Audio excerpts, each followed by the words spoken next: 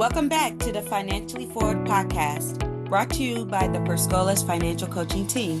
I'm Kapria, your financial therapist. And I'm Marlena, your certified financial planner.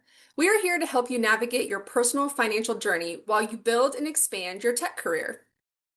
Now, Marlena, look outside. It is July. It is blazing hot. The humidity is real and summer is in full swing. So naturally, today we're talking about snow, hot cocoa, and holiday shopping. Cue the sleigh bells. Yes, folks, today is our Christmas in July special. Before you skip to the next episode thinking we've completely lost our minds in the heat, hear us out. How many times have you hit January 2nd, looked at your bank account, and felt that massive holiday financial hangover? Ooh, that holiday financial hangover is a real thing.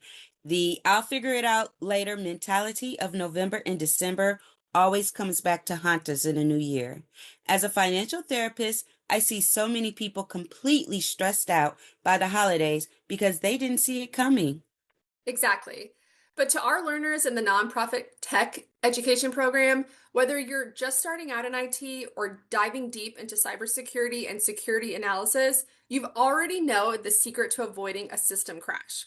What do we do in tech? We plan, we build frameworks, we mitigate risk, and we patch vulnerabilities before they cause a problem. I love that analogy. Think of holiday stress as just a bug in your annual budget system. Today, we're giving you the patch to fix it before December crashes your server. Christmas in July is a massive mindset shift. It's about proactive planning and integrating financial health into your everyday life, recognizing that your career growth and your financial health go hand in hand. Let's start with the hard data. Why is July the absolute magic window for a mid-year financial check-in and holiday planning? It comes down to simple math and time horizons. Walk us through the numbers, Marlena. Let's say your average holiday budget, including gifts, travel, food, and those mandatory ugly sweaters, is about 600 bucks. If you wait until November to start saving, you'll have to scrape together $300 a month. While you're in the middle of a rigorous immersive Scholas cohort or just landing a new tech role, that's a massive, painful chunk of cash to lose suddenly. But if you apply that tech foresight and start right now in July, You'll have 5 full months. The same $600 drops down to $120 a month. Break it down even further to your weekly cash flow, that's about $30 a week. Missing $30 a week feels like cutting out a couple of takeout meals. Missing $300 a month feels like a financial crisis. it completely shifts you from a defensive, reactive mindset to an offensive one. When you shop under pressure in December, you make panic purchases and buy overpriced gifts because you ran out of time. And most importantly, they tend to be gifts that we're not going to use. July gives you the luxury of time. Plus, for our tech learners, your entire income landscape might look completely different by December. Setting up good habits right now protects your future tech paycheck. So let's get tactical. How do our listeners actually build this Christmas in July framework? One step is a critical budget review, or what Capria likes to call the holiday audit. Yes, Marlena, the holiday audit is where you get real with yourself. So, grab a piece of paper, open a spreadsheet, or log into your favorite budgeting app. Look at what you spent last year and write down every single category. First, gifts. Family, friends, coworker, white elephant exchanges. Next is travel. That is flights, gas, ride shares, or even train tickets. Next is food and festivities. Hosting dinners like I love to do, bringing dishes to the table in potlucks or holiday drinks. And lastly, the hidden costs. That fancy wrapping paper, that tape, those Christmas cards, and shipping fees. Ugh, shipping fees always trap people. You think you found a fantastic deal online, and then you spend $40 just to ship it across the country to grandma. Every single time. So, review your income and expenses for the year so far. Adjust any new certifications or role changes that impact your cash flow. And write down your target holiday number. Once you have that number, you need to create a dedicated space for it. Do not leave this money in your everyday checking account. It will disappear and it will disappear fast. Absolutely. Which brings us to our second component, saving strategically. Kapria, what's your favorite way to separate these funds? So I am a huge fan of the sinking fund approach, using a high yield savings account. A sinking fund is just a fancy financial term for saving money gradually for a specific known future expense, or I like to call holiday fund. And why are high yield savings accounts better than a traditional brick and mortar bank? Because traditional banks give you pennies on interest. A high yield savings account right now can give you about 4 or 5% annual percentage yield, or APY.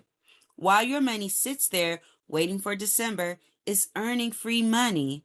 It's a micro investment. Most online banks let you bucket your savings, so you can literally name any one of these savings Holiday Joy or Santa's Tech Fund. That is a game changer. And while we're talking about reviewing our mid year numbers, we have to address the third component to our plan, debt management. Now, this is where financial therapy really intersects with financial planning. High interest debt is a major source of cognitive overload and emotional stress, which can directly impact your focus while learning complex tech skills. It really does. Use this July check in to look at your current debt and create a structured repayment plan. Even small, consistent payments right now can drastically lower your balances by the time winter rolls around, keeping you aligned with your long term wealth goals. All right, let's put on our tech hats. We are a tech education community after all. How can we use technology and strategic thinking to keep our holiday costs low without looking like Ebenezer Scrooge?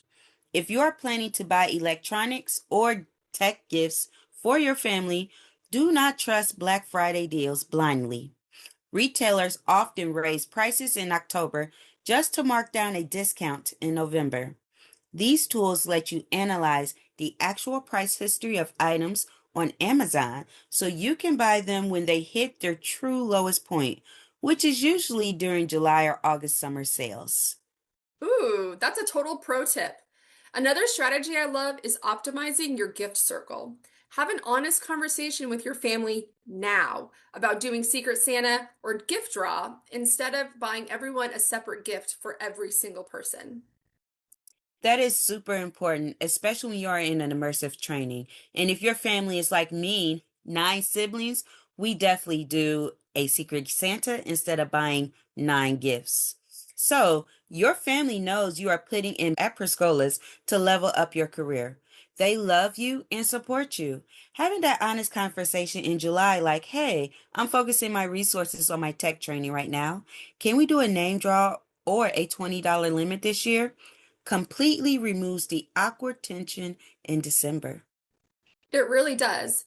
And hey, don't sleep on your new tech skills. As a tech learner, you are building high value capabilities. Can you offer a digital gift? Like your aunt's small business?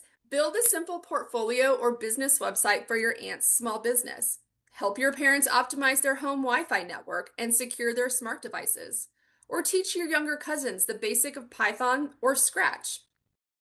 Wow, I love those ideas. Those are gifts that keep on giving, costing you $0 out of your pocket, allow you to practice your craft, and show your family exactly what you've been learning. Think of your financial planning exactly like coding a complex program.